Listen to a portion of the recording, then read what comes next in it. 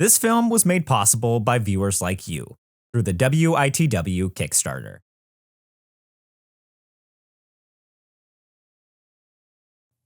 On October 22nd, 1962, the world nearly ended.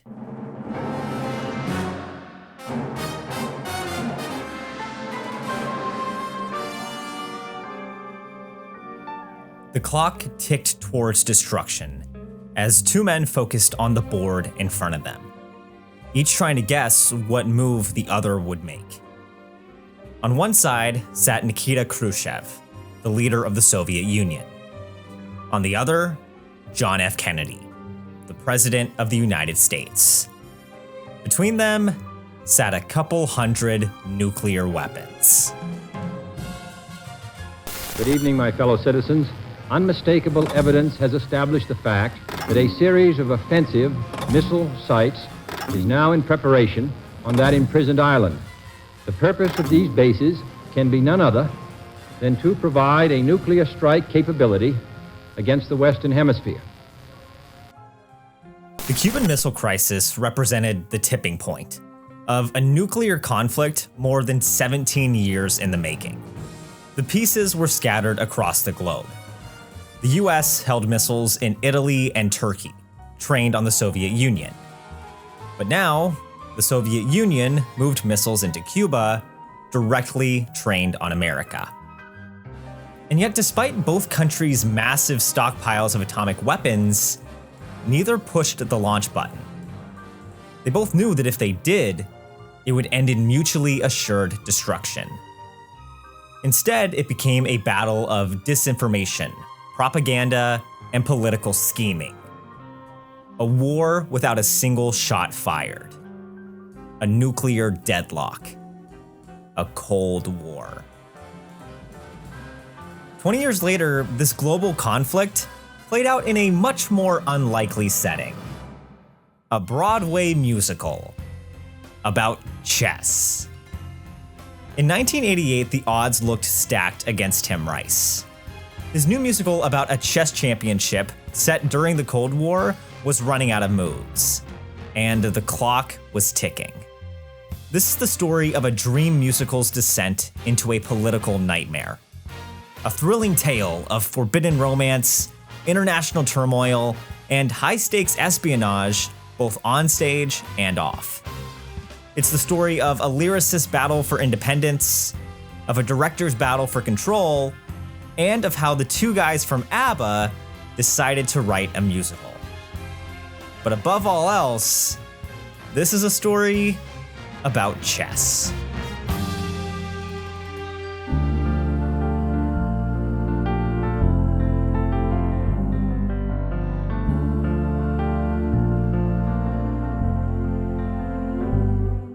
The queen of your game, a piece on your board, just a checkered reminder of who you were before. But your queen just fell and you can't have any more. Can you really expect me to get you through? Or should I get to you? Are you going to sit down and make a move? I can't keep waiting, delaying for you. It's almost time to give you a rest. Breathe every breath like it's your last. Feel your heart beating fast. Did you hear what I just asked? Do you think you stand a chance?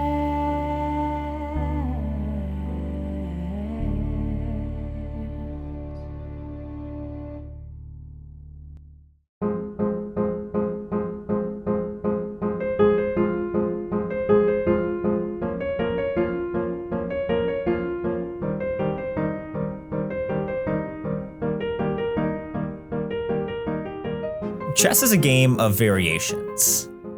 Each piece holds an unlimited number of possibilities. Each match, an infinite number of outcomes. While some could be expected, It was always the unexpected moves that intrigued Tim Rice. He made an entire career out of subverting expectations. By the mid-1970s, he'd been the lead singer of a pop group, a law school dropout, an amateur cricket player, and the lyricist for Jesus Christ Superstar. The show detailed the last 7 days of Jesus' life, in the most fitting way possible, as a high-energy rock and roll musical. Due to the controversial and borderline sacrilegious content, Rice and his collaborator Andrew Lloyd Webber had a tough time finding funding for a full staging. So they decided to release a concept album instead. Much to everyone's surprise, the record became a huge hit in America and propelled a full staging of the album directly to Broadway. The overnight success turned Rice and Lloyd Webber into superstars of their own right. In 1972, a second staging of Superstar popped up in London's West End. But on the eve of the musical's UK opening, most of the world's attention was directed somewhere else.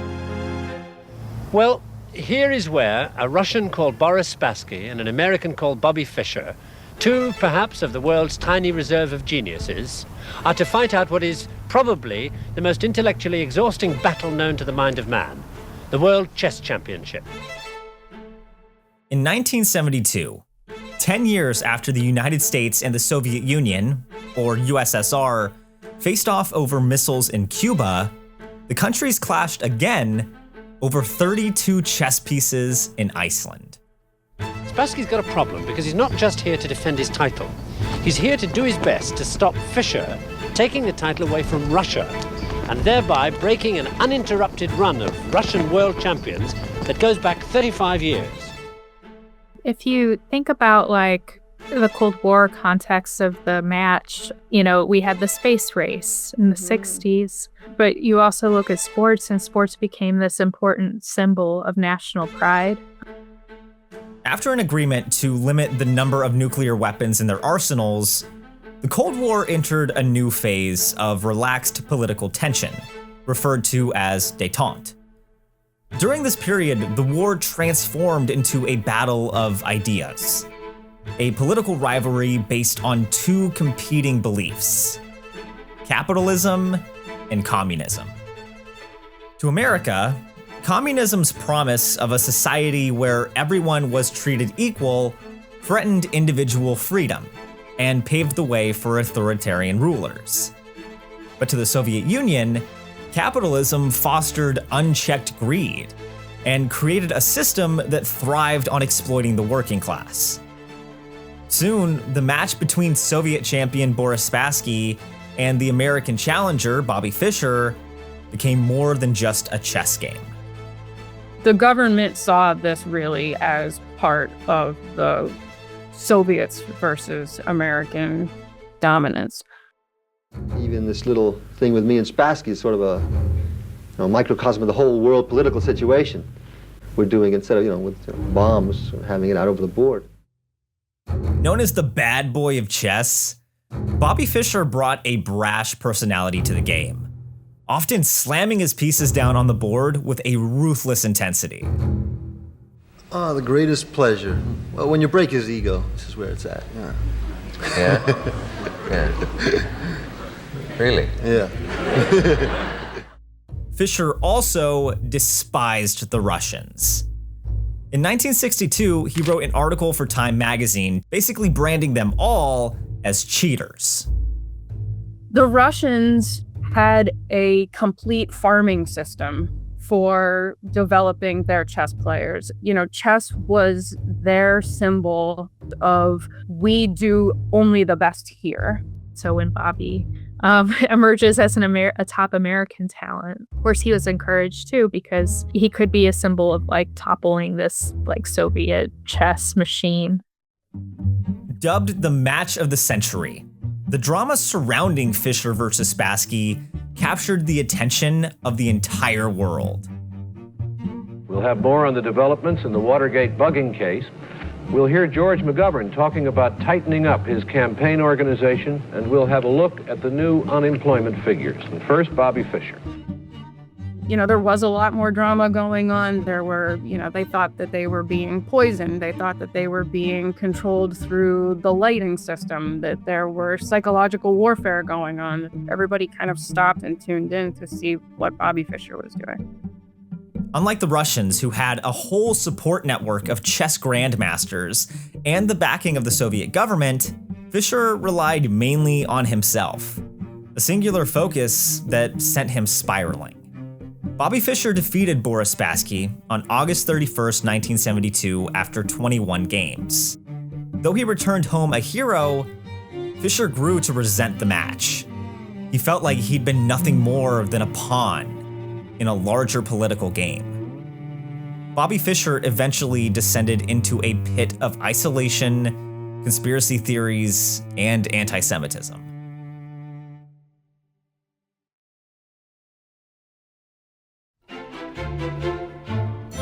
Seven years later, in 1979, when Tim Rice started searching for his next ridiculous musical idea, the Fischer-Spassky match came back to him. The image of Soviet and American chess players battling it out on the backdrop of the Cold War held all the right ingredients for a high-drama musical. Here was a way to show a complex global conflict through the simple confines of a chessboard. Rice finally put the idea down on paper and delivered a 2-page pitch to Andrew Lloyd Webber. Though the concept was bold, he wasn't interested. Lloyd Webber felt that while a chess match held a lot of possibilities musically, the storyline seemed hard to crack. Unwilling to let the idea go, Rice pitched the concept to a few other composers, including Marvin Hamlisch, the Tony Award-winning composer of A Chorus Line and the James Bond film The Spy Who Loved Me. They all turned him down too. The project ultimately looked doomed, until a chat with a man named Richard Voss in 1981. A producer with the Niederlander organization, a company that owned many of the Broadway theaters in New York City, Voss found the chess musical idea captivating. He was all in. After hearing Rice's frustration over his composer hunt, Voss responded, "I'll find you a collaborator." A couple days later, Voss walked down a street in New York City when he had a revelation. As he put it in an interview with the New York Times, it was like Minerva flew out of the heavens. An Australian with a thick accent, Voss asked Tim Rice, "Are you familiar with Arbor?" Rice was confused and asked Voss to say that one more time. Arbor. Rice still didn't know what he was talking about. Right before saying he wasn't really into horticulture, Voss said, "Arbor. Waterloo, Fernando, Dancing Queen." Rice connected the dots. Ladies and gentlemen, ABBA! This is Agneta Valtskog, Bjorn Ulvaeus, Benny Andersson, and Annifrid Lyngstad, though most people recognize them by their acronym, ABBA. Known for their flamboyant space-age outfits and catchy melodies, the band burst onto the global stage with a winning performance of Waterloo at the 1974 Eurovision Song Contest. In the 5 years that followed, ABBA churned out hit after hit, with songs like Gimme Gimme Gimme, Mamma Mia, and Dancing Queen. By 1981, they'd sold roughly 60 million records, with a rabid following in Europe, and were rolling in the money, money, money. This massive success made it all the more surprising when Richard Voss learned that Benny and Bjorn, affectionately referred to as the boys from ABBA, wanted to write a musical. The pair even pitched an idea to John Cleese of Monty Python fame a year earlier. He didn't feel it, and he turned him down. Artists through and through, both Benny and Bjorn started to feel boxed in by the world of pop music, and wanted a new way to challenge themselves. A musical meant that instead of writing within the confines of a 4-minute song, they'd be free to explore music in a way that told a 2-hour story. Another person who felt boxed in? Tim Rice. He'd worked with the same person for 14 years, telling the story of two biblical figures through Joseph and the Amazing Technicolor Dreamcoat and Jesus Christ Superstar, and one Argentinian politician in Evita. Even though he found commercial success with Andrew Lloyd Webber, he felt like he could never dive as deep into the complex figures as he wanted to. In early 1981, Rice packed his bags and headed to Stockholm to meet Benny and Bjorn. The three ran through 5 or 6 possible ideas for a musical. But the one that stood out to everyone was the story of an international chess match set against the Cold War. As Rice saw it, chess was wonderful because it was politics written small. Benny and Bjorn liked the idea for a slightly different reason. They thought it sounded really weird. As Benny put it in an interview with The Telegraph, the idea of doing a musical about chess was so boring that he viewed it as just the challenge they needed. Bjorn took more of an interest in the Cold War side of things. Living in Sweden, it seemed like every month he'd hear reports of Soviet submarines floating off the coast, and was prepared to die if the USSR ever invaded. What really sold the two on the project was when Tim Rice pitched the idea to do a concept album first, following the successful album-to-stage formula of Jesus Christ Superstar and Evita. Since Benny and Bjorn practically lived in recording studios, the album would give them a chance to test the waters before diving into a full production. They just had one tiny conflict. ABBA still needed to finish recording their next album. And while the boys loved Rice's idea, the question of how to juggle a musical with their pop supergroup left them unable to commit right away. Either way, everybody left the chat feeling optimistic about the project, and Rice returned to London, ready to start research. But then, he received a message from an old friend, Andrew Lloyd Webber. A chess grandmaster is nothing without their second. An equally skilled player who helps with everything from preparing tactics, to testing different strategies, to just offering moral support. In Tim Rice's case, this was Andrew Lloyd Webber. The pair were inseparable. Lloyd Webber's flair for the spectacle balanced out Rice's intense focus on storytelling. But by 1981, the partnership stalled. After Evita opened in London's West End, Rice pitched Lloyd Webber on a one-woman show starring the actress Elaine Paige. Paige was the current lead of Evita. She was also having an affair with Tim Rice. Not wanting to give the impression that he approved of the affair, Lloyd Webber decided to move forward on the one-woman show without Elaine Paige. Or Tim Rice. The partnership deteriorated even more when Lloyd Webber decided to recast Elaine Paige with Patti LuPone for Evita's Broadway transfer. Andrew Lloyd Webber and Tim Rice drifted apart for 2 years. But then came the message. Lloyd Webber was working on a new musical based on T.S. Eliot's Old Possum's book of Practical Cats, and needed help with a lyric.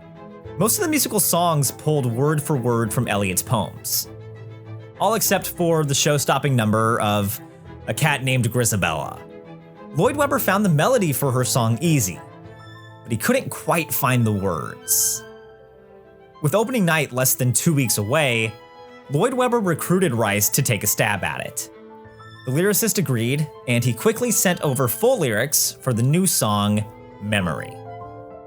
What Rice didn't know was that the show's director, Trevor Nunn, was also working on lyrics of his own.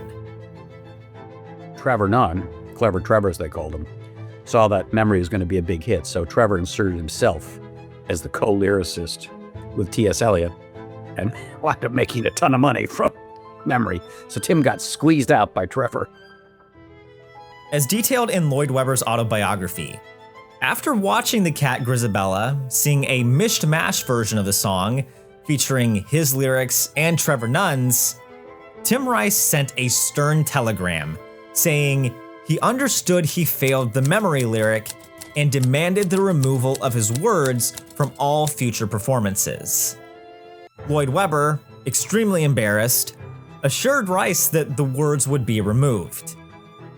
When the mixed lyrics appeared for a second time, Rice found out from the affair he was still having with Elaine Page, something Lloyd Webber didn't know when he cast her as Grisabella. Rice sent one more telegram saying, "Understand some of my lyrics still in show despite your assurances to the contrary. Demand removal by tonight or legal action follows." Lloyd Webber removed Rice's lyrics from the show.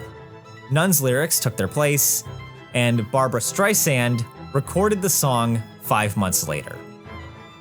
It became a global hit, and the partnership between Andrew Lloyd Webber and Tim Rice became nothing more than a memory.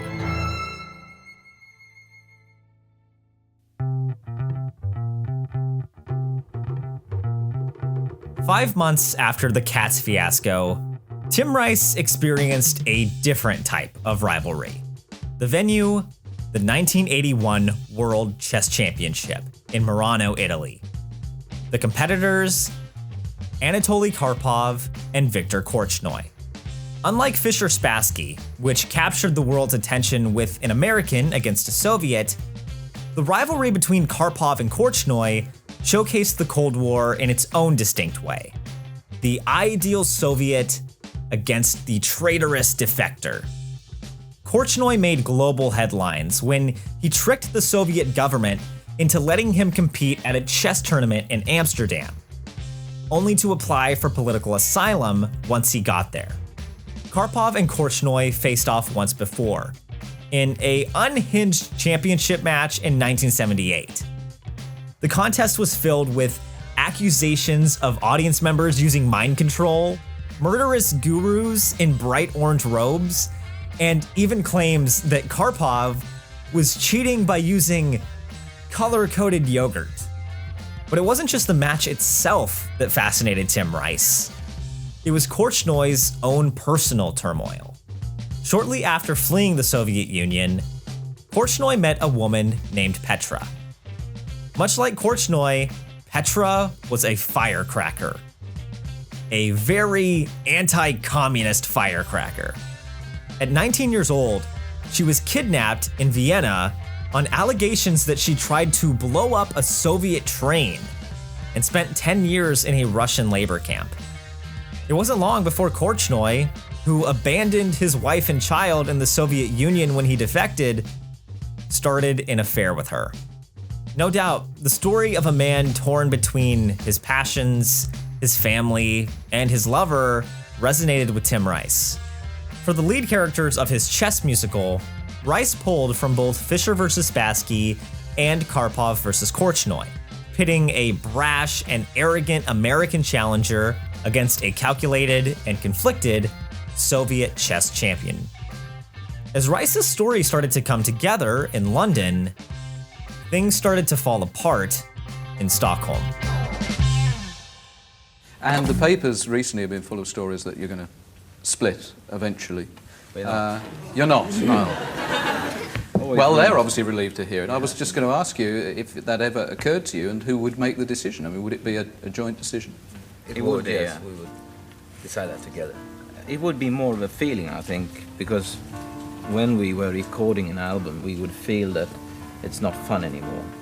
We haven't got anything more to give, and that would be the time to split, you know. You should have done that a long time ago then. I know.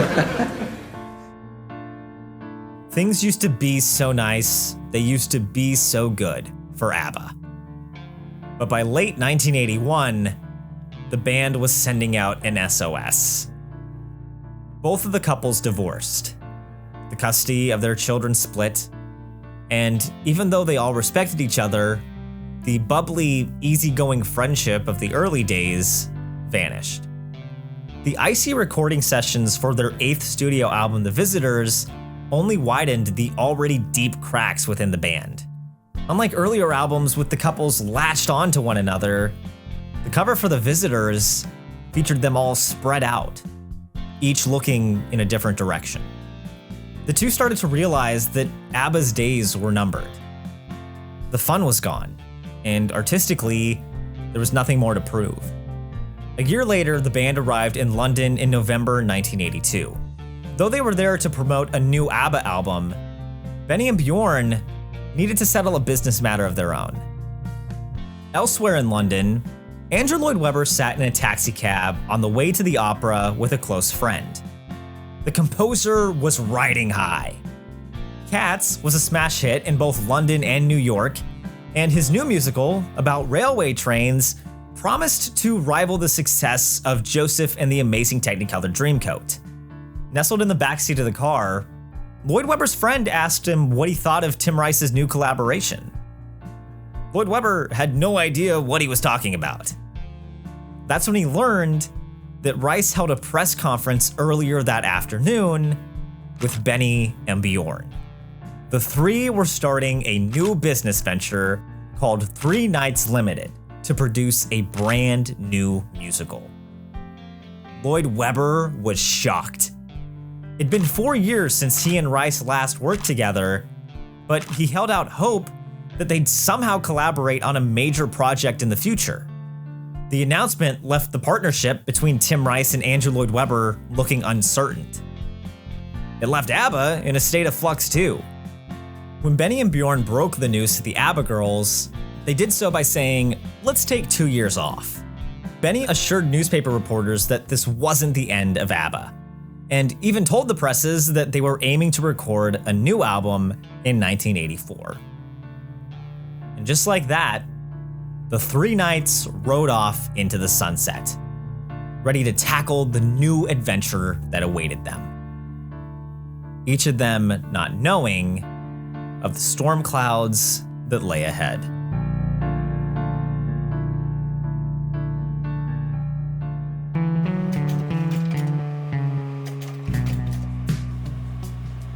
The frozen air swirled around Bjorn Ulvaeus and producer Richard Voss. It was 3 in the morning, and the only sound came from the crunching of snow beneath their feet. Just ahead, the two could see it. The imposing towers of the Red Square. The early morning walk was Bjorn's idea. He'd had one too many beers and wanted to see the sights of Russia without all the tourists. Stumbling through the Red Square, Bjorn stopped by a building to relieve himself. That's when they heard the boots. In a matter of seconds, the two were surrounded by a group of armed guards. By 1983, the Soviet Union was stuck in an era of stagnation. Economic growth stopped, they lost massive amounts of money by building nuclear devices, and the entire government consisted of leaders significantly older than the rest of the population. In November 1982, the General Secretary of the Communist Party, Leonid Brezhnev, had died of a stroke. 3 months later, his 69-year-old successor was in the hospital dying of kidney failure. Making matters worse, new anti-communist leaders in the United Kingdom and the United States meant the thawed geopolitical relations of the 1970s started to freeze again. The West didn't trust the USSR, and the USSR didn't trust the West. This left Bjorn and Richard Voss in a pretty vulnerable position in the Red Square. The officers grew increasingly angry and started yelling at them in Russian. Both Tim Rice and Benny Andersson were back at the hotel. And since neither Bjorn nor Voss spoke the language, they couldn't escape if they wanted to. Surrounded by guns and shouting, Ulvaeus reached into his pocket and frantically took out a photo. He held it up to the officer and just said, "ABBA." The officer went quiet and examined the photo. Looking at Bjorn, the guard said, "ABBA? ABBA!" After giving a couple of autographs and a couple of hugs to the officers, the two were free to go. The reasons for the Moscow trip were twofold. The first was to better understand the climate and culture inside the Soviet Union. The second was to convince a Russian pop singer to perform on the Chess album. While the singer felt excited by the idea of teaming up with the boys from ABBA, she ultimately turned them down, fearing retribution by the KGB, the main security agency for the Soviet Union. In the light of day, word somehow got out that ABBA was in town. Within no time, the hotel was surrounded by crowds of people. Every morning when the team needed to leave the hotel, Benny and Bjorn pushed through the fans, handing out signed photographs of themselves. Eventually, Tim Rice started to get recognized as a friend of ABBA. So many people started coming up to him that Rice eventually had to ask for some of Benny and Bjorn's signed photos to hand out himself. Accustomed to the army of ABBA fans specifically seeking the duo's autographs, Rice was extremely moved when somebody came up and asked him to sign his Jesus Christ Superstar album. The fact that the album had been banned in Russia made it mean even more. Rice started to sense that while things looked bleak on the surface in Moscow, there was a whole nation of young people waiting to burst out. The lyricist returned from Russia feeling invigorated about the idea for his chess musical. So much so that he finally felt comfortable enough to give it a name. The working title was Revolutionary, perfectly encapsulating the story and summing up the show's complex source material. He called it Chess. The Cold War played a prominent role in entertainment during the 1940s to the 1980s. But one character in particular always left audiences shaken, not stirred. Shortly after returning from Russia in 1983, Tim Rice was given a chance to keep the British end up by writing lyrics for the James Bond movie Octopussy. Am I allowed to say that? Considering the film dealt with a corrupt Soviet general who wanted to destabilize Europe with a nuclear bomb, writing the Bond title song matched the tone of Chess perfectly. Rice's other project? Not so much. In November 1983, he opened a new musical called Blondel, a doo-wop comedy set during the Crusades. Rice's first show without Andrew Lloyd Webber was also his first flop. But luckily, by the time the negative reviews started to roll in, Tim Rice was already 1,000 miles away, getting ready to record the concept album for Chess in Sweden. When it came to writing the music, Rice gave Benny and Bjorn a synopsis of different story beats for the show and marked possible sections for their songs. In Act 1, Rice planned to follow the chess match between the American and the Russian. Drawing inspiration from Korchnoy's mistress, Petra, he wrote a character named Florence, the American's second. He envisioned Florence as a woman with a deep hatred towards the Soviet Union, after escaping to Britain during the Hungary invasion of 1956. Initially a love interest for the American, a love triangle would develop when Florence, frustrated by the American's brash attitude and ego, would fall in love with the Russian. Sensing he was no more than a political pawn, and wanting to be with Florence, the Russian would dramatically defect after beating the American in Murano, Italy, leaving his wife, children, and country behind.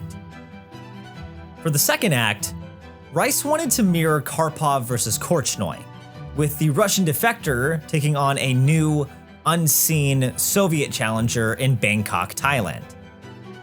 The American would still show up, only he would just be a TV commentator watching the match, as opposed to a competitor. All of which led to a tumultuous story of differing allegiances, political deception, lost love, and, a little bit of chess.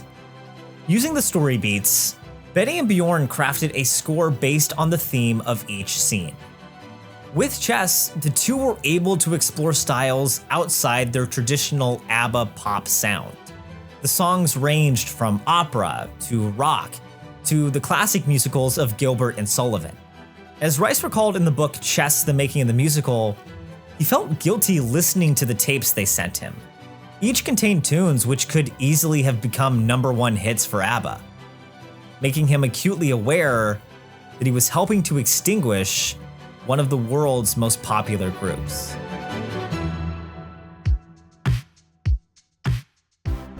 Bjorn sometimes included dummy lines in the songs to help Tim Rice understand the rhythm he should follow when writing lyrics.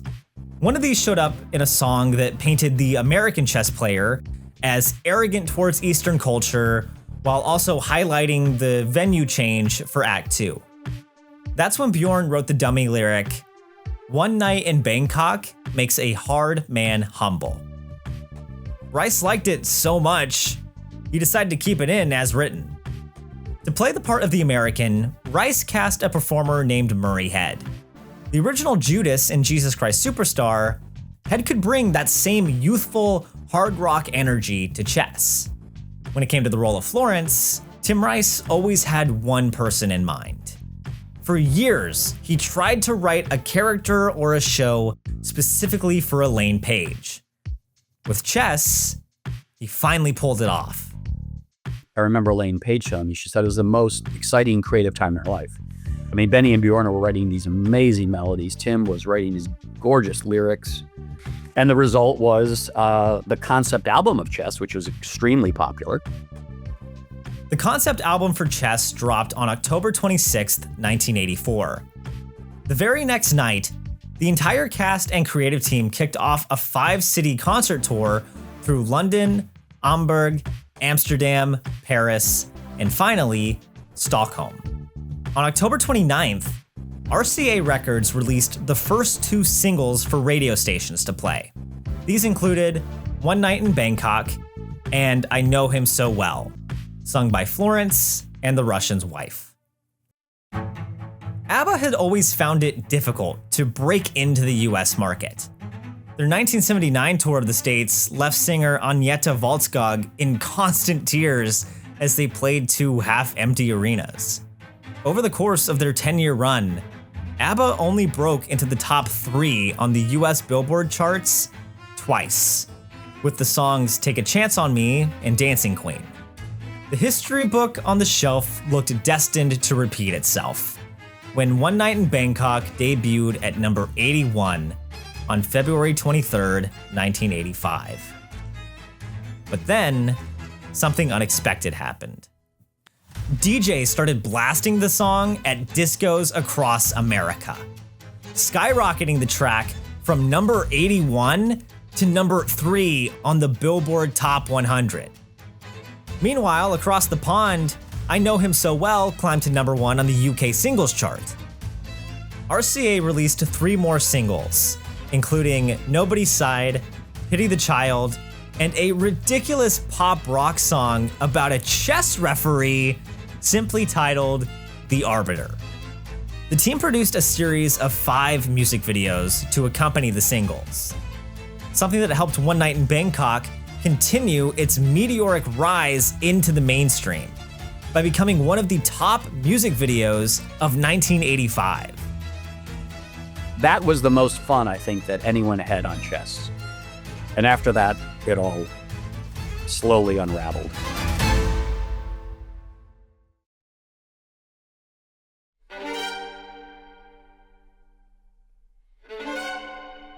The beginning of a chess game is strategy.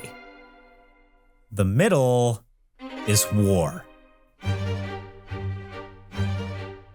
As 2 of the most powerful theater owners in New York City, the Schubert Organization and the Niederlander Organization constantly traded jabs with each other for show business domination.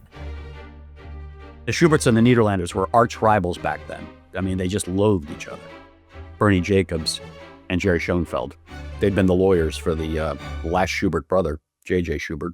When the empire was collapsing, they basically staged a coup and took it over. By the mid-'80s, Jerry and Bernie were very, very powerful, and they wanted to assert themselves as producers. Following the massive success of Cats and Evita, the Schuberts knew British rock musicals were big moneymakers, and chess looked like the next great export. But the Schuberts weren't the only ones gunning for chess. The producer responsible for connecting Tim Rice and ABBA, Richard Voss, had connections with the Nederlander organization. What's more, Rice's first Broadway show, Jesus Christ Superstar, opened in a Nederlander theater. The Schuberts and Nederlanders engaged in a year-long brawl over the global staging rights to chess. But the Schuberts had a secret weapon. Bennett. Michael Bennett. Innovative, enchanting, and explosive at times, Michael Bennett grew up in show business. By his 20s, he'd worked with industry titans like composer Stephen Sondheim and choreographer Jerome Robbins. A gifted director and choreographer in his own right, Bennett played a huge role in revitalizing Broadway with his hit musical A Chorus Line, a show that also saved the Schubert organization from bankruptcy in the process. In 1981, he struck gold for the Schuberts again as the director of the musical Dreamgirls. Bennett's continued success with the Schuberts also led to a complicated relationship with Bernie Jacobs. Bernie was looking for a great son, and here Michael Bennett had given him the biggest hit of all time, A Chorus Line. And Michael never had a real father in his life, and here was this powerful man who owned the theaters. Michael had given Bernie and the Schuberts two massive hits, A Chorus Line and Dreamgirls. And so Bernie wanted Michael, of course, to direct Chess. But the father and son dynamic between the two froze over in 1985.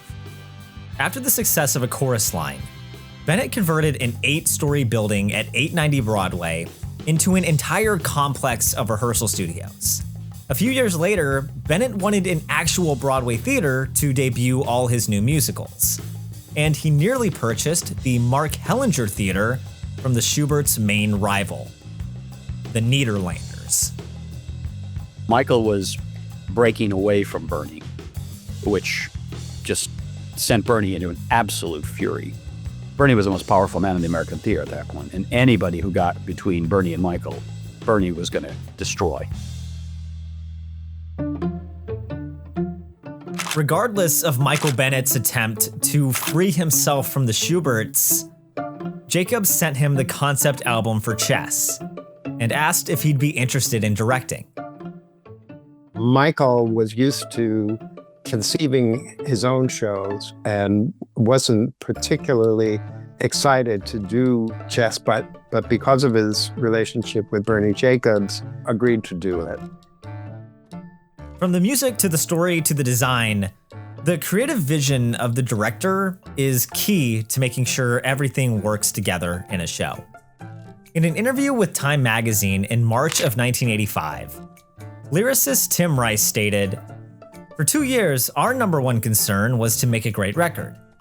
It will be the director's job to make it a great show." 1 month later, Michael Bennett flew to London to pitch his vision for Chess. Despite the director's accolades, the Three Knights originally wanted Cats director Trevor Nunn. Unfortunately, he was a little busy directing a new musical called Les Mis, so the three decided to hear Bennett's pitch. It was going to be very slick, using video monitors, which people had not done before. It was going to be sophisticated, of a Cold War intrigue, but all the sophistication of a very slickly produced James Bond movie. The Three Knights loved it, and Bennett officially signed on. The Schuberts agreed to stage Chess in London first, followed by an out-of-town tryout in Washington, D.C., before finally taking over Broadway in 1987. When Andrew Lloyd Webber's Wild Train musical Starlight Express opened in March 1984, it cost roughly £2.4 million, making it the most expensive show in West End history. But with a budget of £2 million, or nearly $10.5 million today, Chess promised to give Lloyd Webber a run for his money. They just needed one thing: an actual script.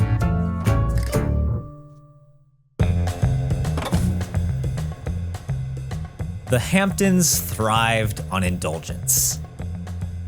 Located 3 hours outside of New York City, the seaside community was a haven to celebrities like Steven Spielberg, Calvin Klein, Jackie Kennedy, and Michael Bennett. In late 1985, Tim Rice and the boys from ABBA journeyed to the Hamptons themselves to flesh out the story for Chess. Bernie Jacobs gave Tim Rice his private limousine and a personal driver to escort him from the airport to Bennett's home in East Hampton. Along the way, the driver got lost and decided to pull into a gas station to ask for directions. Needing to stretch his legs, Rice climbed out of the back seat and took a walk around to examine a Native American burial ground, after which he headed back to the limo, only to realize it was nowhere to be seen. Rice, who left his jacket and wallet in the back seat, was completely abandoned on the Long Island Expressway. So the limo driver rolls up to Michael Bennett's estate, and Michael throws open the door, and all he sees is Tim Rice's jacket. So it dawns on the limo driver that, oh my God, Tim must have gotten out at the gas station. So he races back, and there's Tim, standing by the gas pump. After finally making it to the house, Rice looked forward to spending the weekend brainstorming Chess with the new director.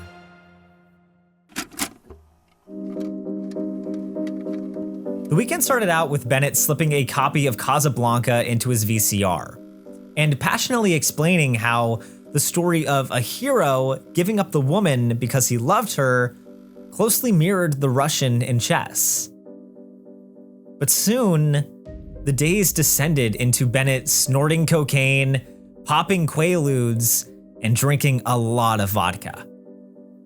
Underneath the director's confident aura sat a dark side of mistrust and paranoia, feelings which were only amplified by the drug and alcohol abuse. So I don't think Tim felt that a lot of work was being done, because Michael was more interested in going out, and Tim just felt awkward in the house. He could tell Michael was higher than a kite, and Tim said, I just spent a lot of time just walking to downtown and hanging out downtown. The substance abuse extended to Bennett's office at 890 Broadway, where lunch consisted of 2 or 3 martinis and a line of cocaine before getting back to work. In Bennett's mind, the high-stakes premise of the show promised a story rich in tension and drama. But with each version of the script that Rice sent him, the director grew more and more unimpressed. The material just felt bland.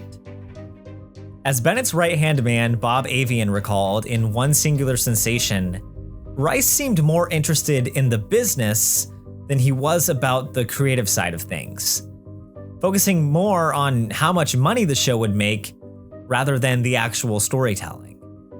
Once the team started London auditions in August 1985, they did so without a completed script. Unlike the traditional book musicals of the 1940s, which relied heavily on their scripts and narratives, the 1980s were defined by the mega musical. These were larger-than-life shows that thrived on excess, often boasting huge orchestras and sensational set pieces called coups de théâtres. In a world filled with giant floating tires and dangerous mechanical bridges, Bennett and set designer Robin Wagner knew that Chess needed a standout set piece of its own. Staying true to the James Bond aesthetic, the two envisioned a towering wall made up of 128 TVs. The wall would fly in and out throughout the show, playing filmed sequences captured around the world, pre-recorded interviews, and footage of different chess games. All presented on a brand new form of technology, the Laserdisc. I think that was the first time they'd used screens actually in the theatre. Very 80s technology, it was kind of exciting. It was like, woo! But Bennett and Wagner didn't stop at just one coup de théâtre. They also wanted a massive chessboard directly in the middle of the stage that lit up, spun, and tilted on demand. To see how their vision would actually operate, Wagner created a fully interactive, miniature-scale model. The ambitious set design called for 6 hydraulic lifts and doubled the show's budget to £4 million. It's estimated that the miniature model alone cost £40,000 just to make. Another attribute of the mega musical? A large cast. Auditions for Chess took place in London between August and October of 1985. A choreographer by trade, Bennett envisioned the musical as a dance-heavy show, and the chessboard became his grand ballroom. I was in Cats at the time playing Mr. Mistopheles, and the rumor had gone out that there's this new show coming in, which was going to be originally directed by Michael Bennett. So you think, oh wow, I want to be part of this. I want to work with Michael Bennett. Benny and Bjorn from ABBA have written this musical, so it was super exciting about that. And then the fact that Michael Bennett was on board was just an absolute dream, and I had such a blast at the audition. In the end, I think I did 10 auditions, dance auditions, but it was the most amazing experience, as in just to be with all the best dancers in London who also wanted to be in the show because of this combination. I think he was going to take it on a more imaginative route, because it's challenging to think about two people playing chess. It's like, how are we going to dramatize that for a whole theater? So we were going to be the two main dancers of the battle of the two kings in the chess game as such. So then I hand my notice in to Cats to say, I've got a 3-month get out, can I leave? Even though I was going to go and work for less money, at that point, dance was the thing for me at that point. So I wanted to do something different.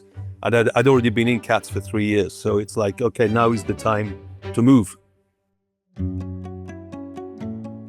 It's estimated that over 1,300 auditions were held. Yet, as chess historian William Hartston noted, Michael Bennett still seemed full of energy. He was able to dance between the rows, singing "I Know Him So Well" and demonstrating how he might stage it. Outside of the biographer's view, however, a different story was taking place. During the audition process, Bennett occasionally found himself short of breath. On one occasion, he felt lightheaded climbing the stairs to the theater and collapsed. With casting complete, he flew home to New York City. Something wasn't right.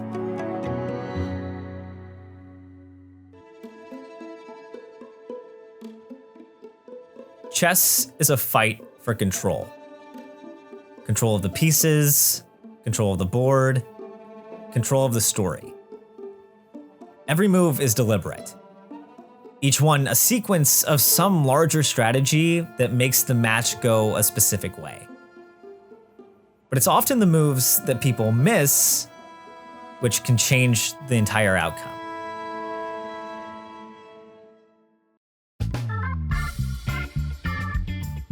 The creative team of Chess planned to reconvene in January 1986, a month before London rehearsals began.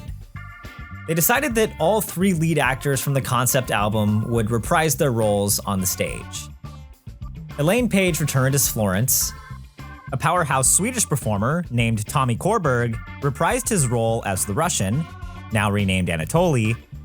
And Murray Head spent one more night in Bangkok as the American, now renamed Frederick Trumper.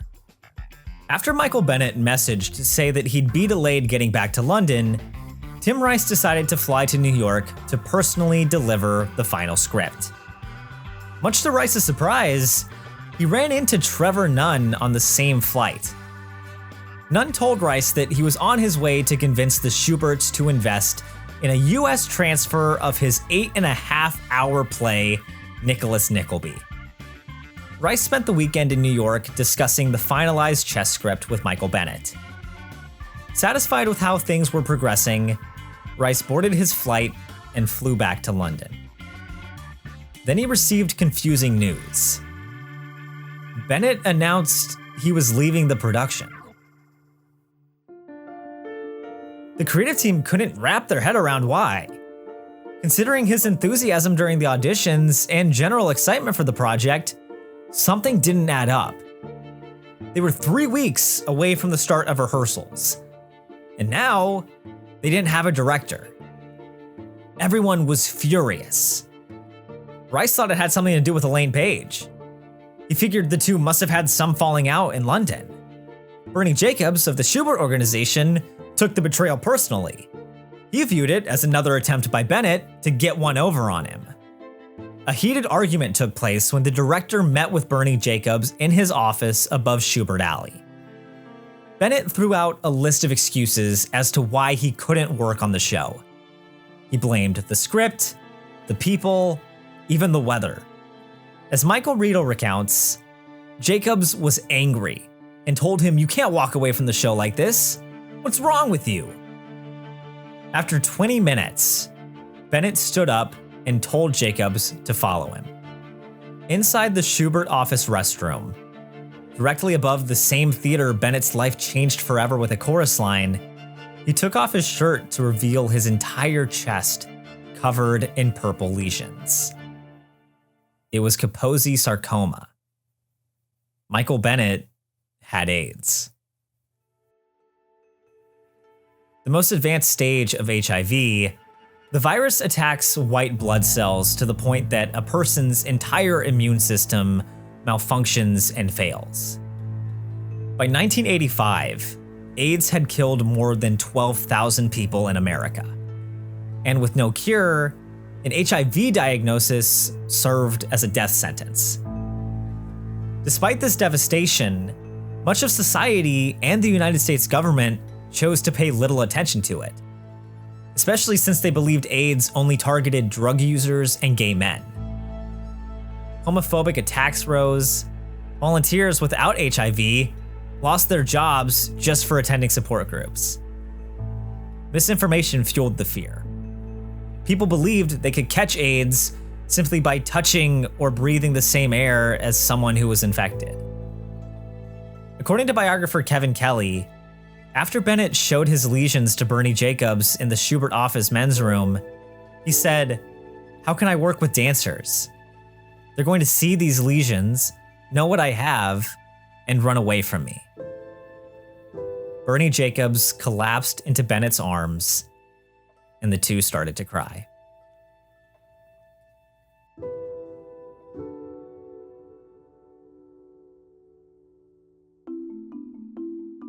An incredibly private person, Bennett only told the truth to a handful of people he trusted. Bernie Jacobs, Bernie's wife, Bob Avian, his lawyer, and set designer Robin Wagner. Needing someone on the inside to know, Jacobs decided to also tell producer Robert Fox. Bennett didn't want anyone in the public to know, and the group immediately started rearranging the pieces to gain control of the narrative. Bennett's lawyer sent letters to London, helping him leave the production. Meanwhile, Bernie Jacobs got to work misdirecting the New York rumor mill by claiming Bennett pulled out of chess due to a heart attack. A New York Times article from January 23, 1986 read, "Mr. Jacobs quoted Mr. Bennett's doctor as saying that an attack of angina had led to continued palpitations and loss of breath." Jacobs took it one step further and implied that Mr. Bennett at one point might not have been fully satisfied with Mr. Rice's book and lyrics. Eventually, rumors of Bennett being upset with Elaine Page made their way into the press, and the attacks on her and Tim Rice grew. A furious Rice pushed the Schuberts to get Michael Bennett to admit that he didn't leave the show due to the script or Page. The Schuberts responded by telling Rice to lay off. Even though Bernie Jacobs told Tim Rice that Michael Bennett withdrew due to his sickness, Rice wasn't buying it. He figured it was just an excuse to cover up the fact that Bennett never cared about the production at all. It was only after Robert Fox exploded at someone asking for proof that he realized something much more serious was taking place.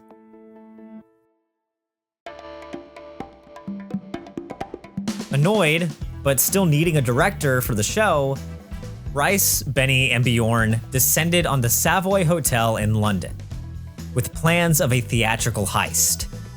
They wanted to convince director Hal Prince to postpone his current show and jump on board to save chess.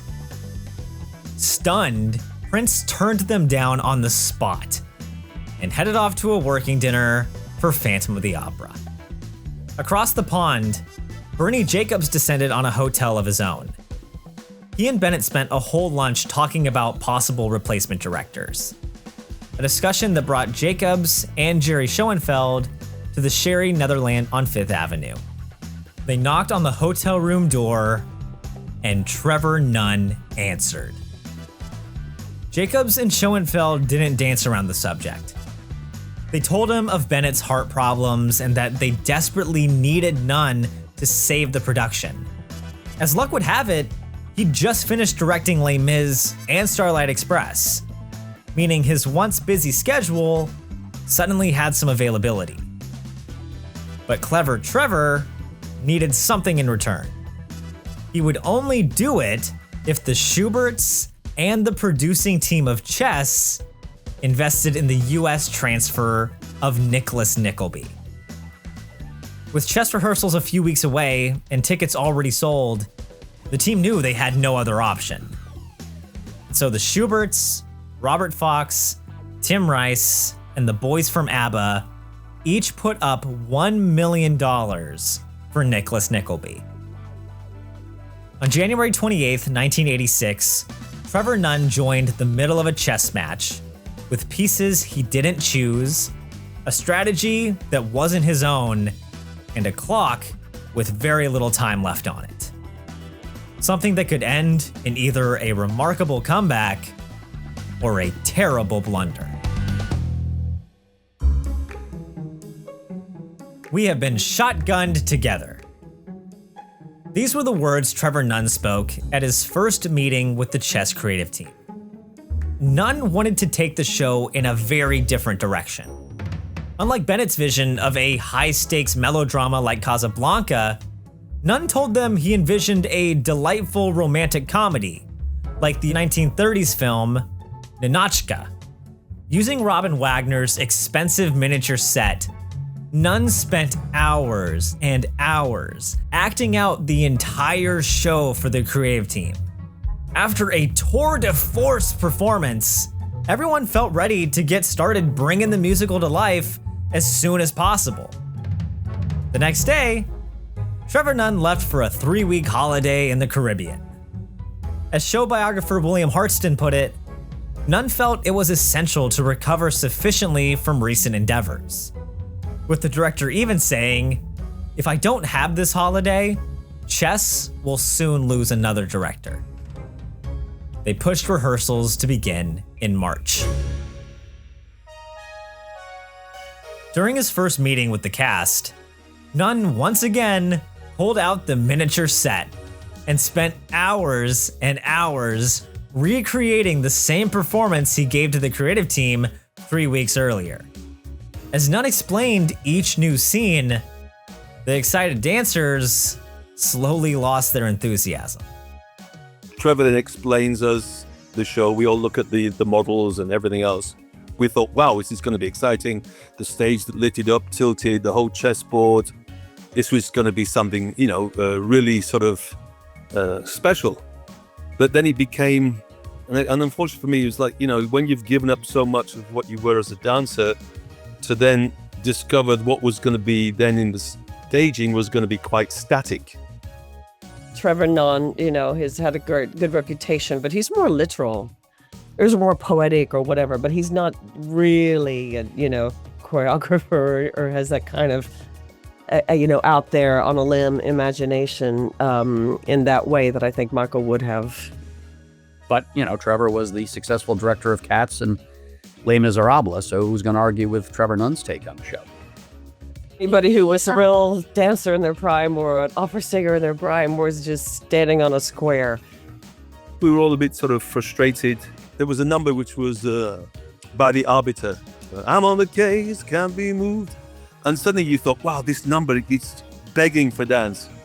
And in the end, we were scribbling notes on a board. The creative team scrambled through a rehearsal process fraught with problems. Elaine Page had her car stolen twice, set construction ran into multiple delays, and Nunn's new collection of props left actors unable to move. A director with an intense attention to detail, Nunn insisted on having a different chair design for each of the show's scene changes, resulting in over 80 chairs stuffed backstage. And that's after they left 19 chairs in the original rehearsal space. They started calling it Chairs, the musical. Do you remember? Because they started putting chairs in, and they got hoisted up into the wings. Meanwhile, on stage, the giant chessboard provided problems of its own. They already cut 5 of the original planned 6 hydraulic lifts.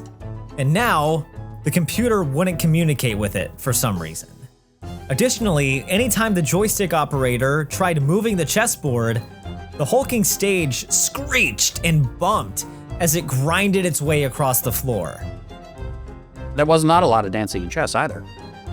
A lot of people were falling off the chessboard, but I wouldn't call it choreography. It was so hot up there under the lights, and we were at such an angle. We stood there for quite a long time. We were so close to the lights sometimes that people would faint. So half the time we'd be holding some of the girls up, we were getting sort of weary. So it was like, oh my God. Remember Carrie? Yeah, Carrie, the dancer, she would just go. Then there were problems with the video wall.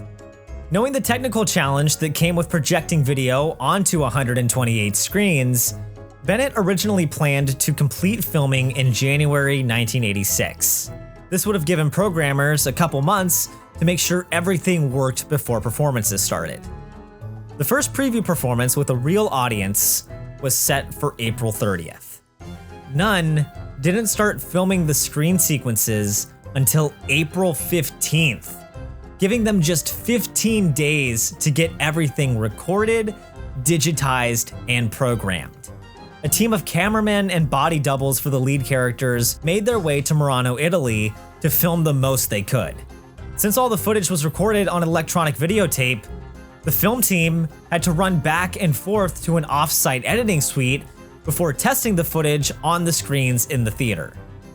The creative team of Chess was stuck between a rook and a hard place. Chess pieces and time clocks were flying into the orchestra pit. The chessboard set continued to fill the theater with violent grunts and flailing chorus girls, and the Act 1 video footage still needed to be flown to the Netherlands to get converted into laserdiscs. One day, Trevor Nunn tried climbing up onto the stage and tore his calf muscle. Witnessing the chaos unfolding, Benny and Bjorn tried their best to stay out of the way. The newcomers trusted the professionals would figure everything out. During one particularly chaotic rehearsal, Bjorn shook his head in disbelief and told biographer William Hartston no one in his right mind would undertake a thing like this. With the timer counting down, the April 30th preview date looked increasingly unlikely. Behind the scenes, the creative team didn't know what to do. Do they postpone or push through the chaos and start performances as planned? Known as an incredibly hands-on producer when it came to creative matters, the easiest solution would have been to ask Bernie Jacobs his thoughts. However, in the middle of April, Jacobs lost them all when he woke up with amnesia. He had what they called global something or other, but what he really had was a stroke. Bernie was the man in the Schubert organization who really produced stuff, who dealt with the creatives. And so Bernie was not really up to running the show. This left a bulk of the decisions in the hands of producer Robert Fox.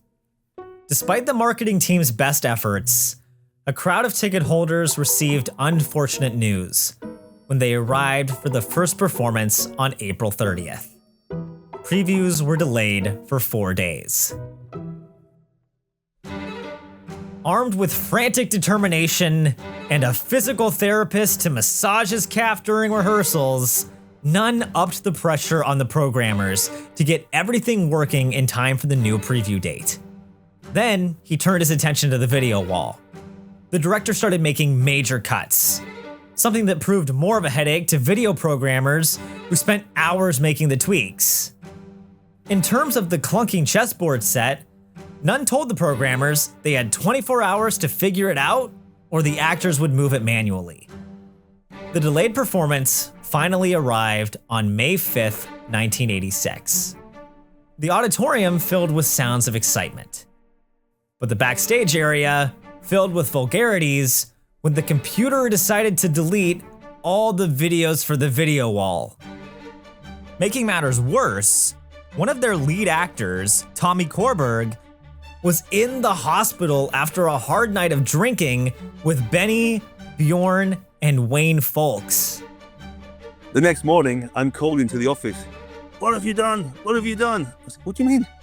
Tom is in hospital, alcoholic poisoning. I said, he was fine when I left him. 15 minutes before the show started, Benny and Bjorn walked through the stage door with Tommy Korberg. Around the same time, the programmers recovered the deleted video files, and the performance somehow started at 8 o'clock sharp. For the first time ever, the show went off without a hitch. The joystick operator glided the chessboard across the stage without any screeches. The hydraulic worked. Tommy Korberg tore the house down with Anatoly's song Anthem. And besides not having any footage for the final songs of the show, the video wall performed glitch-free. In the previews that followed, audiences reacted warmly to the show, but Trevor Nunn sensed that they lost the crowd's enthusiasm in Act 2. People weren't able to follow the complex storyline, filled with CIA agents, KGB agents, chess players, and lovers, all manipulating each other to get something from the other. Nunn also viewed Anatoly's motives for returning to the USSR as selfish and hard to cheer for. After a week of previews, the team decided to restructure the entire second act. Nunn took full creative control and decided to have Anatoly return to the Soviet Union out of a sense of loyalty to his family. Rice didn't like it. To him, the whole point was that nobody could escape the corruption of politics, not even the noble Anatoly. He felt redeeming the character made the show's ending too optimistic. Nunn didn't listen. Look, when you're the writer, unless you're Andrew Lloyd Webber, you don't have that much muscle. And a Trevor Nunn show was going to be a Trevor Nunn show. And Trevor was doing things his way and not paying a whole lot of attention to what Benny and Bjorn and Tim wanted. And Benny and Bjorn, as powerful as they were because of the success of ABBA, they'd never done a show before, so they didn't know their way around a musical. The final changes went into the show on May 13th, 1986. The audience loved it. Chess opened to mixed but mainly positive reviews. The actors became royalty at all of London's hottest clubs, and the show racked up enough advance ticket sales to run comfortably for months. The positive reaction from the public emboldened Trevor Nunn to pursue his vision of what chess needed to be. Once talks of a US transfer reared their head, Nunn wanted to play the game by his rules.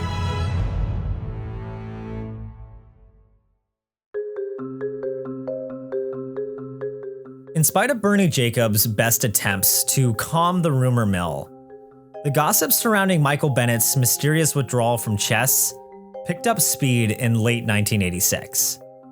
In an unexpected development, the director decided to sell his artistic haven, 890 Broadway, a move that caught the attention of a reporter named Jeremy Gerard. He turned it into the most desirable production and rehearsal space in the city. It had wonderful studios. It also had relatively low rent places for Broadway artisans to work, shoemakers, hat makers, costume designers. I arrived at the New York Times in October of 1986, and just after I arrived, for reasons nobody quite understood, Michael Bennett put the building up for sale. And that sent a message that something was seriously wrong. The $15 million price tag left many in the arts community feeling betrayed by Bennett's, quote, greed. In reality, he made the move out of necessity. Bennett was visiting health centers across the country in search of a possible cure, racking up medical bills as he did it. Viewed as a sanctuary for artists in New York City, 890 Broadway never turned a profit, and it was costing him over $1 million a year. It was a complicated situation for me because the gossip, the gossip in the industry was that he had AIDS. And as a reporter, I was not interested in reporting gossip. And at the time, we journalists were still trying to figure out how to cover AIDS, much in the way that it was cancer for an earlier generation, or tuberculosis, or these were things that carried great social stigmas.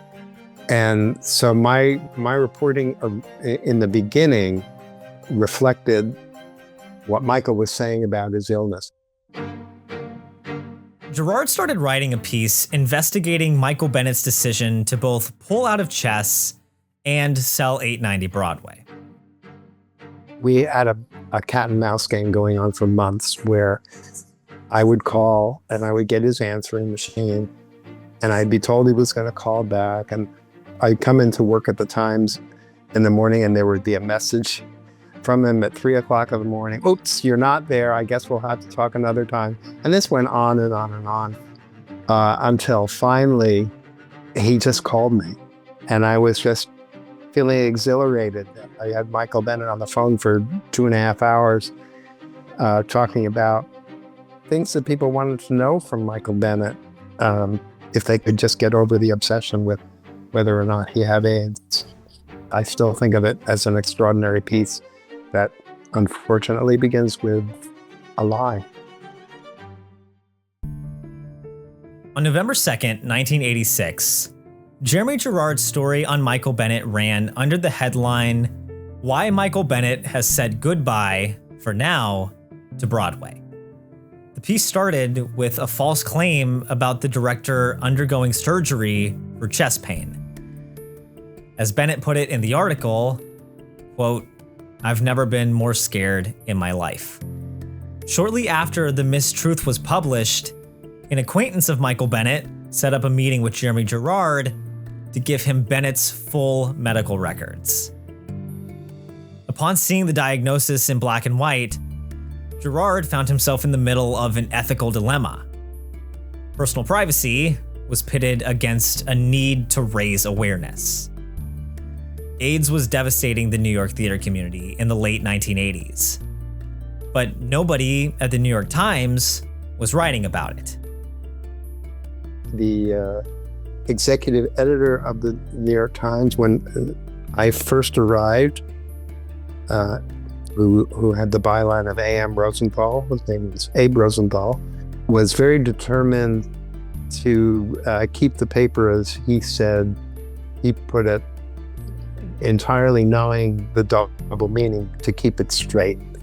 And he didn't want the word gay used.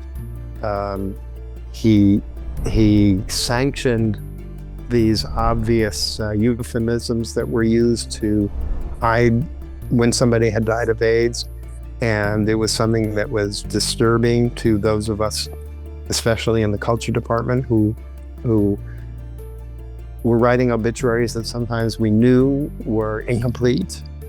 Max Frankel became the executive editor, and he really opened the door to more honest, less biased, and less stigma enforcing coverage, and that really helped open up the things at the Times. The following spring, Charles Ludlam, a performer that the entire New York Times team admired, suddenly withdrew from a production of Titus Andronicus. Purely on instinct, Gerard called St. Vincent's Hospital, one of the only hospitals welcoming AIDS patients, and asked to speak to Charles. Much to his surprise, they put him through. Ludlam admitted that he was sick, but that he was going to beat it.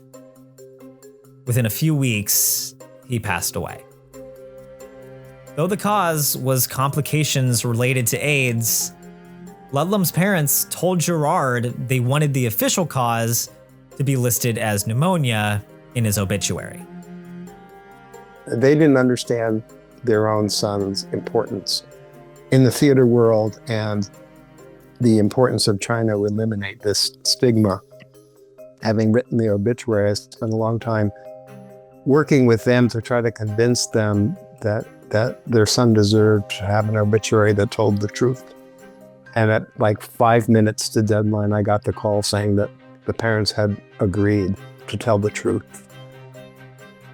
As one of the largest newspapers in the world, the response from the obituary was felt immediately. Because the New York Times had a almost proprietary interest in coverage of culture and the arts, it was the most significant leader in the process by which the truth finally started to be told about AIDS. After seeing the impact from the Ludlam obituary, and knowing his initial article on Bennett reported a lie, Gerard started to reconsider not reporting on the director's medical records. He knew people needed to know there were artists currently dying from AIDS, including one of Broadway's biggest stars.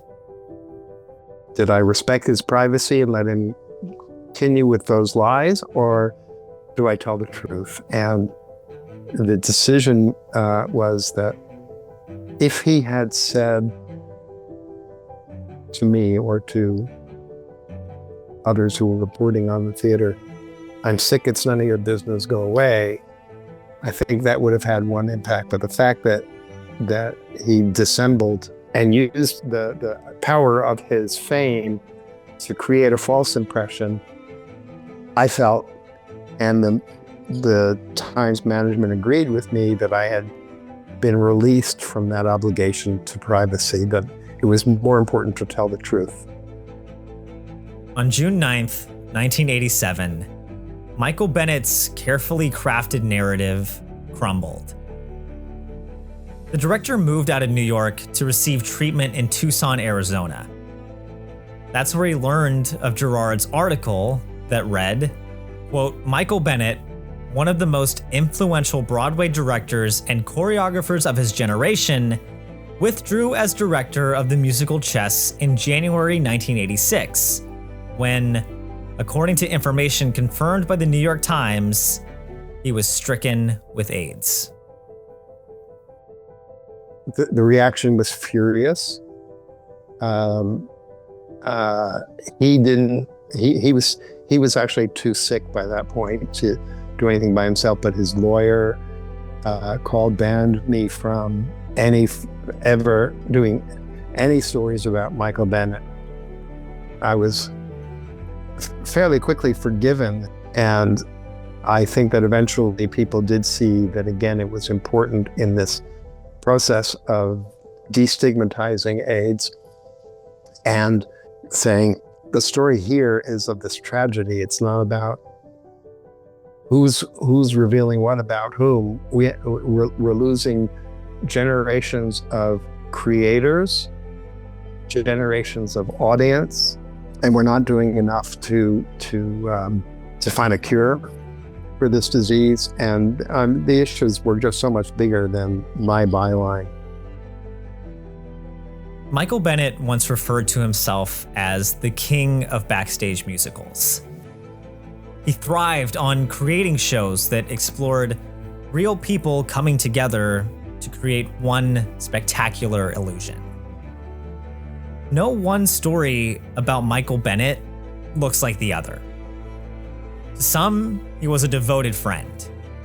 To others, a master manipulator. He represented both deception and honesty, humility and royalty. On June 2nd, 1987, the king fell.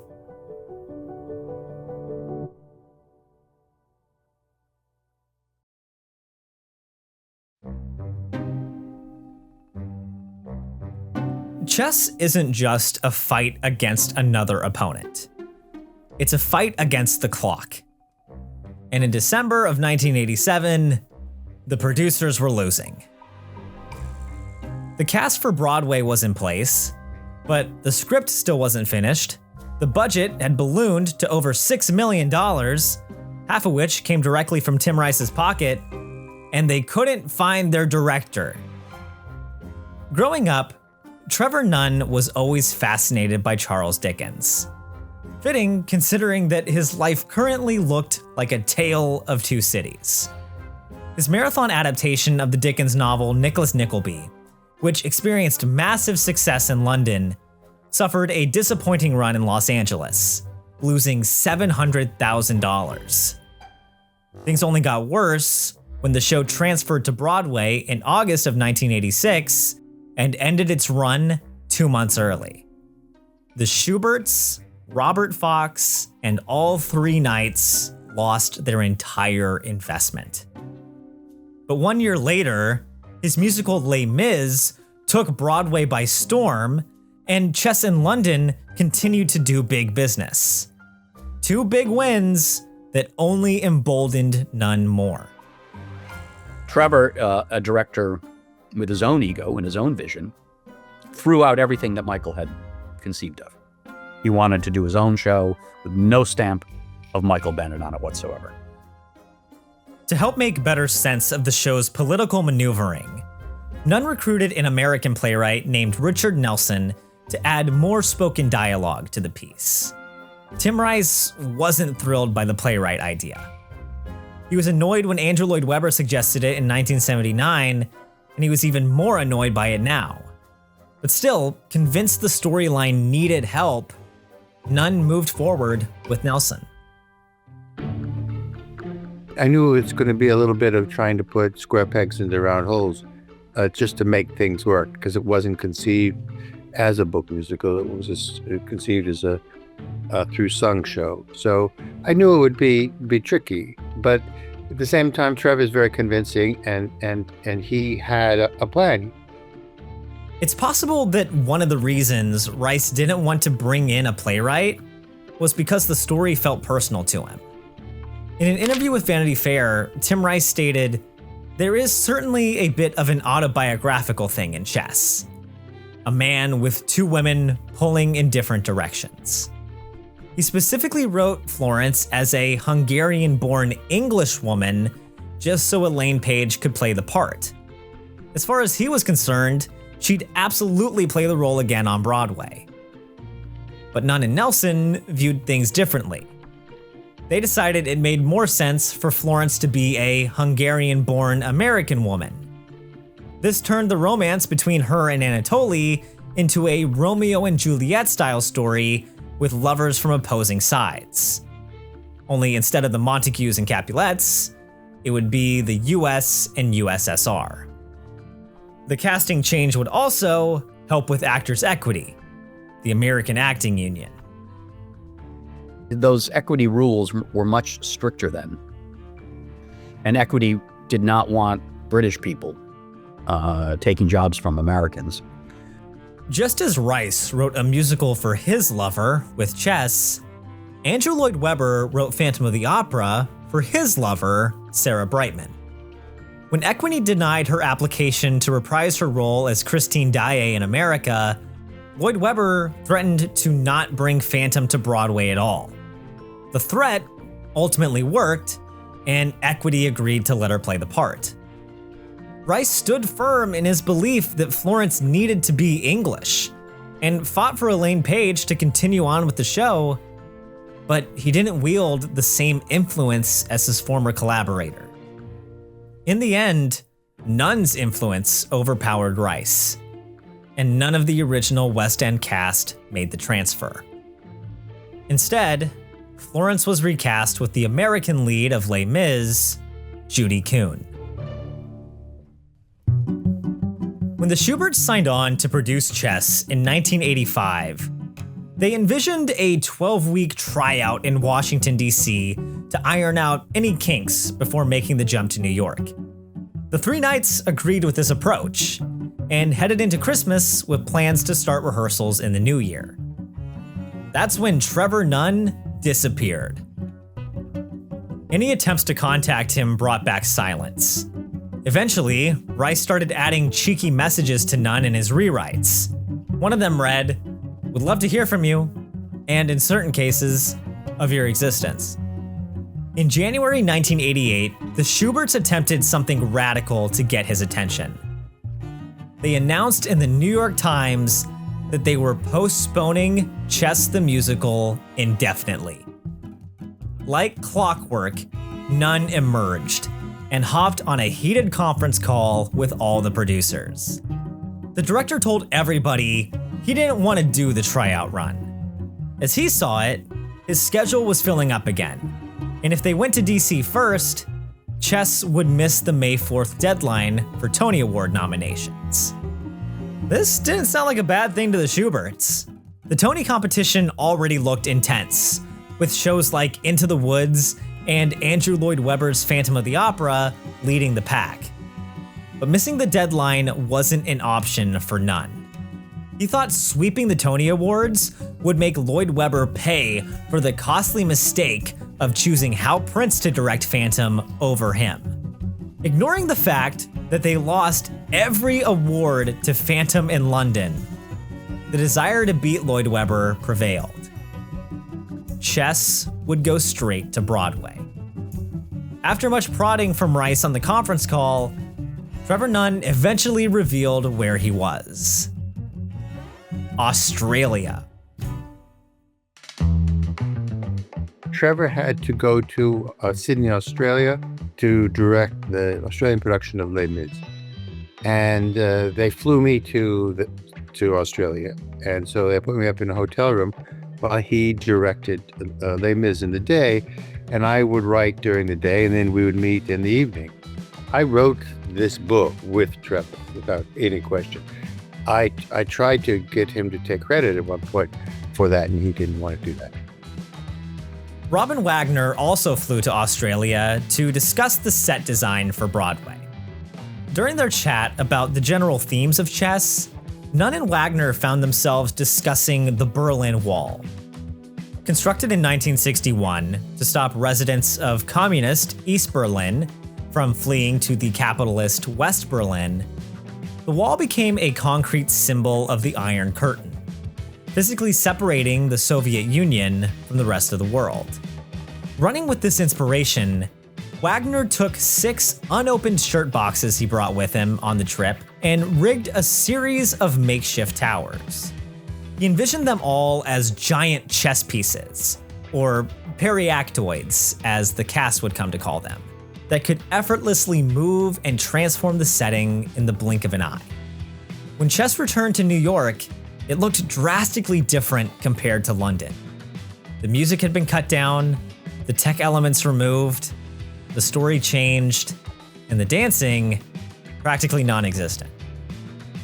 So Michael's notion of a James Bond, Jean Le Carré, slick, sophisticated Cold War musical was thrown out. No more video screens, all that stuff was just gone. Though the periactoids worked well in shirtbox form, turning them into full-sized, movable set pieces brought its fair share of problems. These are the periactoids. Ugh. They're just not moving right now, thank God.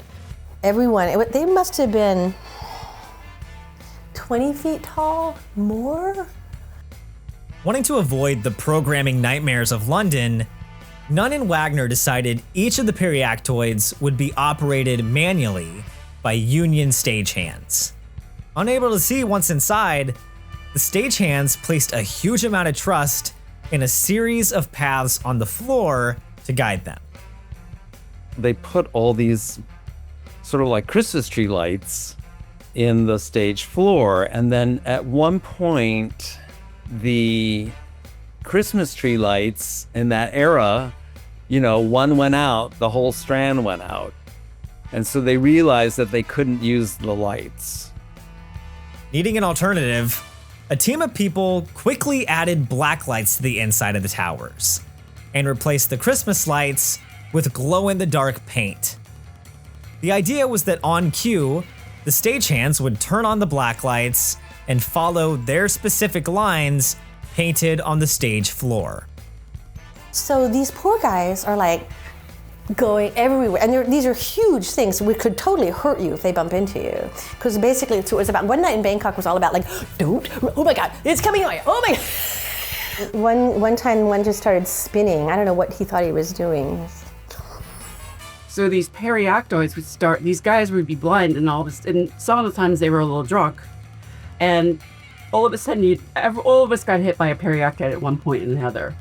There was the final run through before the first preview, and one of the guys got off his path, and he was literally heading right toward the orchestra pit. I think it was Judy McLean and I banging on the side of one once because they were going right straight to the pit. And people were screaming, "Stop, stop, stop!" And he's literally stopped, like, I don't know, a couple feet before he would have gone like into the orchestra pit. So all that was really a problem. I remember Tim seeing the set for the first time and he hated it. He said, why? They said, why? The whole thing looks like a car park. And he said, and the only time it worked was there was one scene set in a car park. We said the rest of the set looked like a car park too. Tim Rice is on record stating, 1988 was the worst year of my life. His father passed away in February. He was nearly broke from investing in Nicholas Nickleby, and all the pieces of chess were literally flying off the board.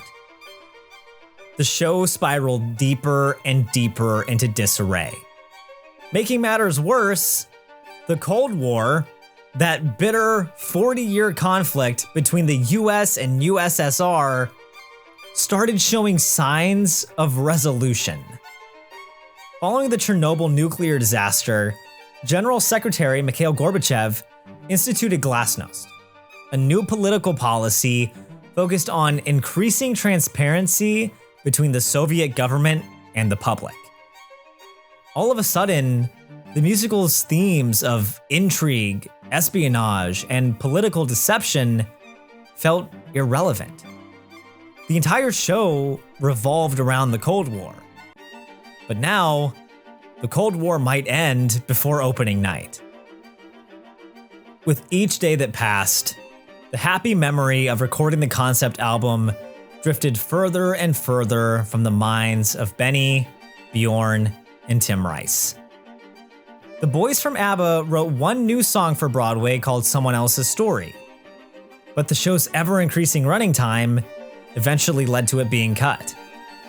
The new emphasis on the spoken scenes left Benny and Bjorn with little to do, as the musical turned into a play that just so happened to have music.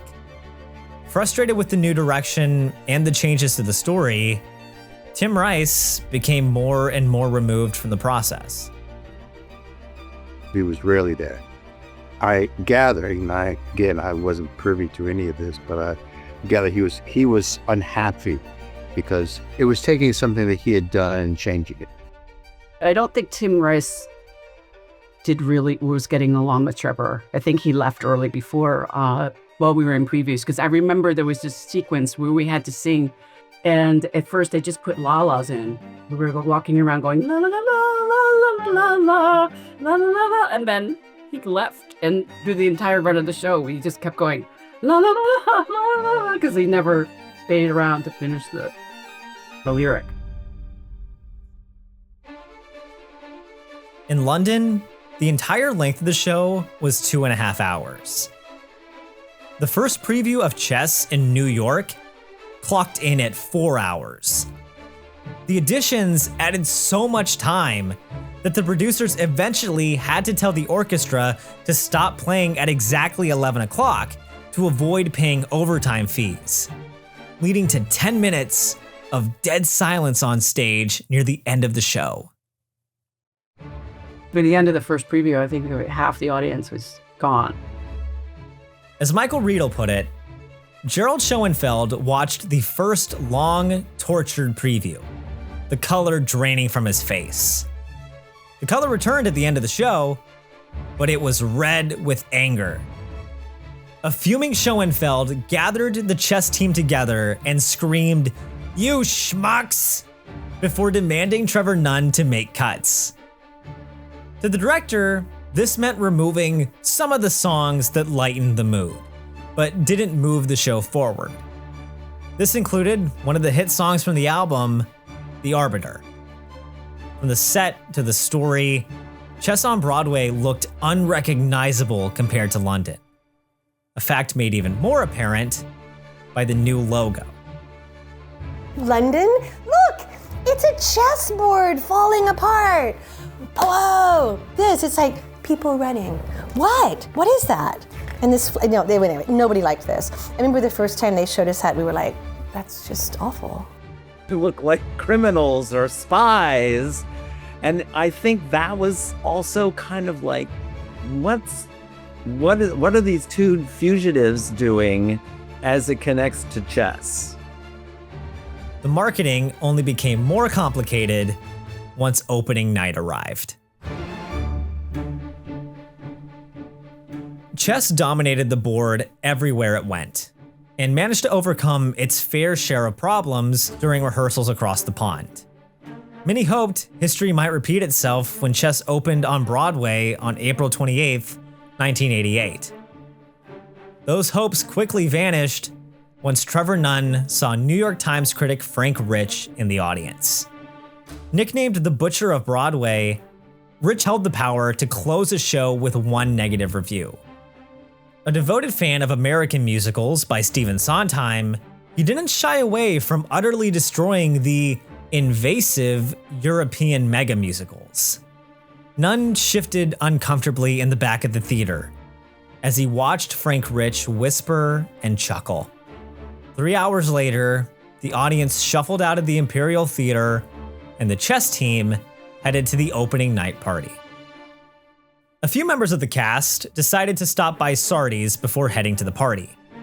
A hotspot for the theater industry, the restaurant is a few doors down from the New York Times, meaning they were one of the first to receive a copy of the paper when Frank Rich's review appeared. He butchered it.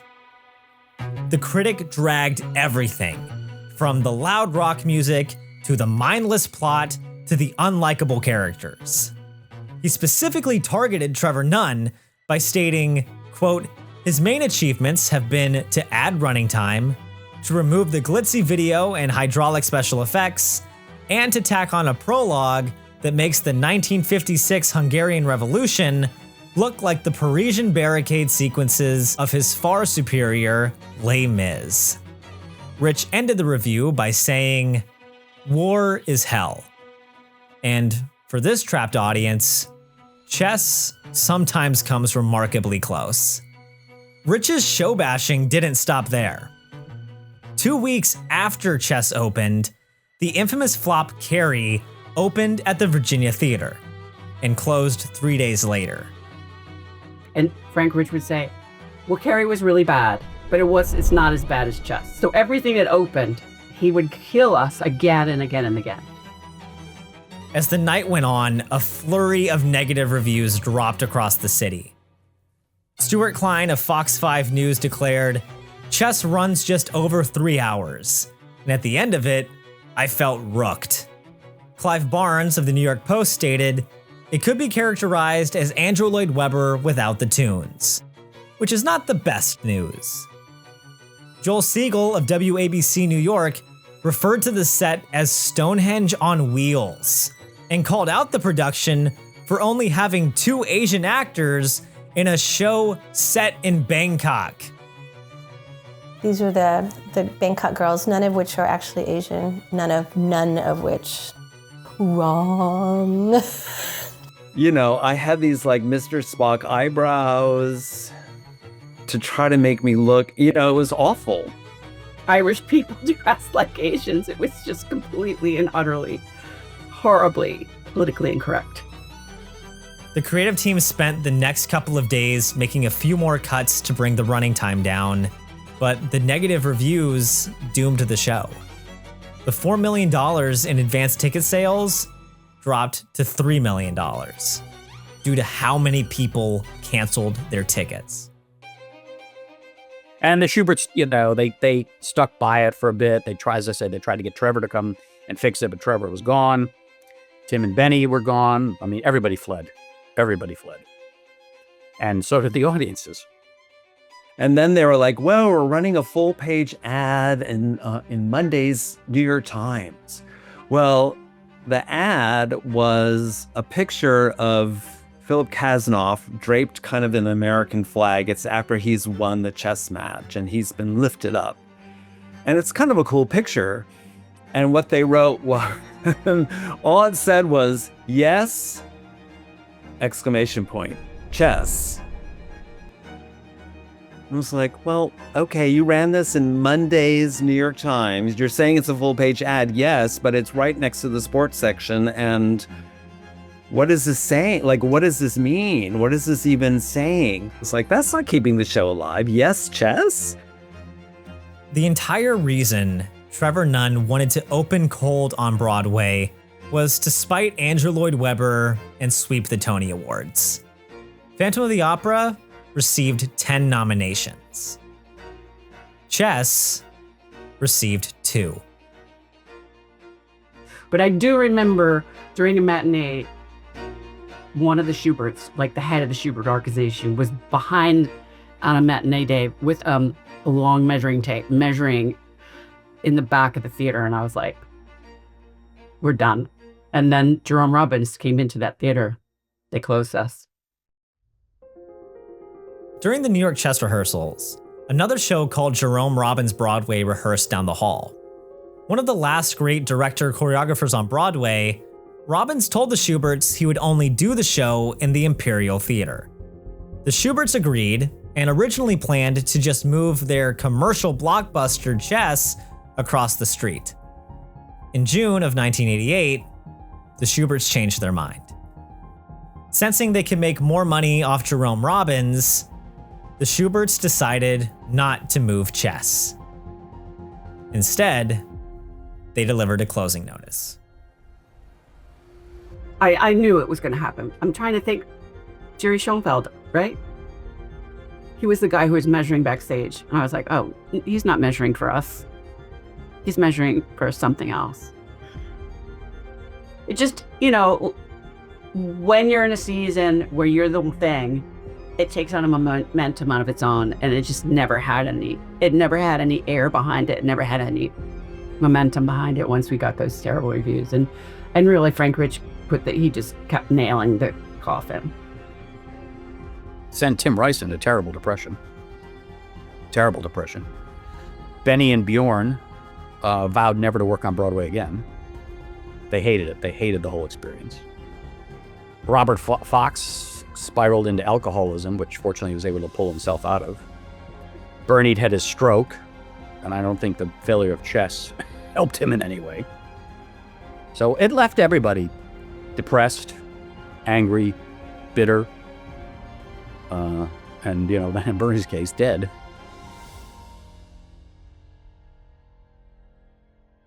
Chess the Musical closed on June 25th, 1988, after only 68 performances.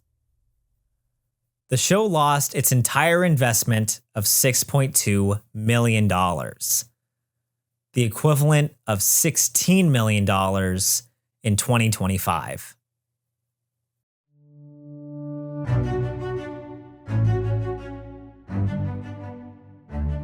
The Cold War was a battle of symbols, and no symbol stood taller than the Berlin Wall. But 1 year after chess opened and closed on Broadway, everything changed. General Secretary Mikhail Gorbachev's introduction of glasnost, meant to open communication between people and the government following Chernobyl, unintentionally led to a number of protests popping up across the Soviet Union. The nation of young people Rice sensed were waiting to burst out finally made their voices heard. Hoping to calm the uprising, the Soviet government quickly drafted looser travel restrictions between East and West Berlin based on a simplified permit process. But during a rushed press conference on November 9th, the government spokesman, who didn't have time to read the new policy, accidentally misspoke and told national TV outlets that the wall was to be opened immediately. Reporters across both East and West Berlin reported the news, and within minutes, hundreds of people lined up at the wall. Outnumbered, the watchguards decided to open the gates, and for the first time in 28 years, the West opened to the East. The move set off a domino effect, and within 2 years, the Soviet Union ceased to exist, replaced by a series of countries who were suddenly closer to the main thing they wanted: independence. It could be argued that the entire creative team of Chess was searching for the same thing by writing the musical. Tim Rice wanted independence from Andrew Lloyd Webber. Benny and Bjorn wanted independence from the pop world. Michael Bennett wanted independence from the Schuberts. And Trevor Nunn, well, who knows? In spite of the huge commercial failure the show encountered in New York, that hunt for independence continued amongst the three knights. And much like an error set off a domino effect that brought down the Berlin Wall, Chess set off a domino effect of its own.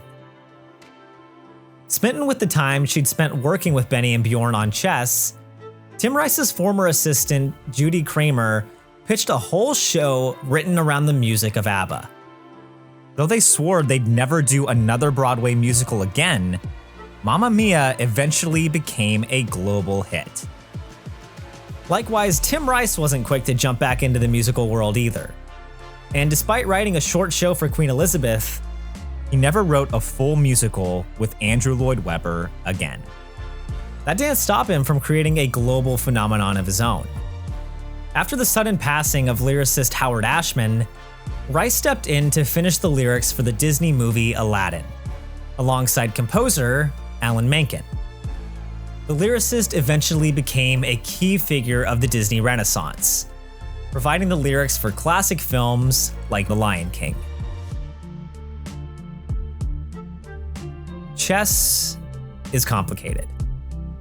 It's frustrating, it's rewarding, it's unpredictable. The more you learn, the more complex it becomes. Each move turns the board into something more than 64 squares. It becomes a battlefield built on decisions and consequences. Pawns are sacrificed, moves are blundered, lines are crossed. The only way to get better is to lose. To analyze your blunders, remember your wins, pick up your pieces, and try again. Nearly 40 years after its final performance on Broadway, Benny, Bjorn, and Tim Rice are still working on Chess, refocusing on the one thing that shot the show to superstardom in the first place. The one thing that somehow took a backseat to everything else: the music. Proving that the beauty of chess isn't in whether you win or whether you lose. It's all about how you play the game.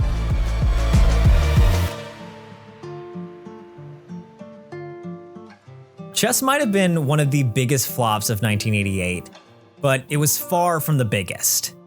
That honor went to Carrie the musical. Click on this video to learn the true story of how Stephen King's horror novel turned into a bloody, brilliant misfire that closed in just 3 days. And click here to learn how you can support our upcoming Kickstarter and help us continue preserving the untold stories of theater.